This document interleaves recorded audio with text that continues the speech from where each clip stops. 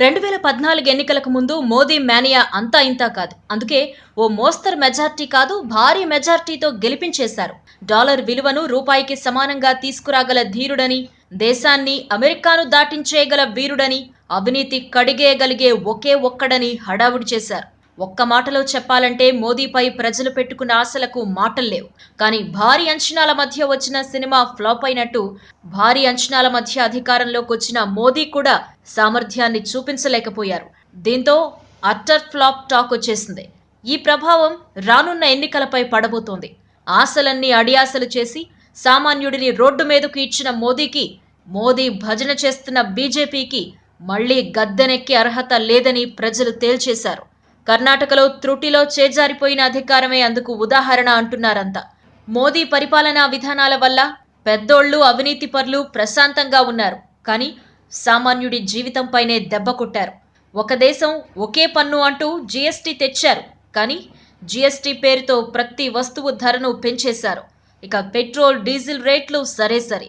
అధికారంలోకి రాకముందు యూపీఏపై ప్రజలను రెచ్చగొట్టడానికి ఎన్నో ట్వీట్లు, ప్రకటనలు చేసిన మోదీ అధికారంలోకి వచ్చిన తర్వాత కాంగ్రెస్ కన్నా ఎక్కువగా 2 లక్షల కోట్లను ప్రజల వద్ద నుంచి పిండుతున్నారు.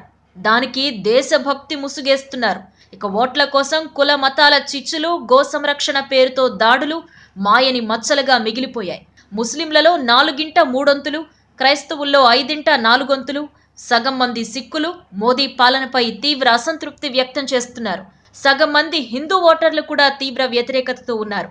ఎస్సీ ఎస్టీ వేధింపుల నిరోధక చట్టంపై సుప్రీంకోర్టు ఇచ్చిన తీర్పు మీద మోదీ ప్రభుత్వం సరిగా స్పందించలేదని దళిత వర్గాలు ఆగ్రహంగా ఉన్నాయి.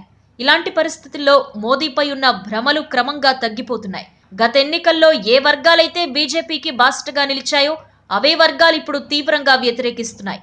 మధ్యతరగతి బీజేపీకి పెద్ద ఓటు బ్యాంక్. కానీ బ్యాంకుల సంక్షోభం, నోట్ల రద్దు వల్ల తలెత్తిన పరిణామాలు, పెట్రోల్ ధరల పెరుగుదల, నిత్యావసరాల పెరుగుదల, సామాజిక అశాంతి ఇవన్నీ ఆ వర్గాన్ని దూరం చేశాయి. ఇప్పటికే లెక్క తగ్గింది. పరిస్థితి ఇలాగే కొనసాగితే 2014లో కాంగ్రెస్కు పట్టిన గతే 2019లో బీజేపీకి పడుతుంది అన్నది విశ్లేషకుల అభిప్రాయం.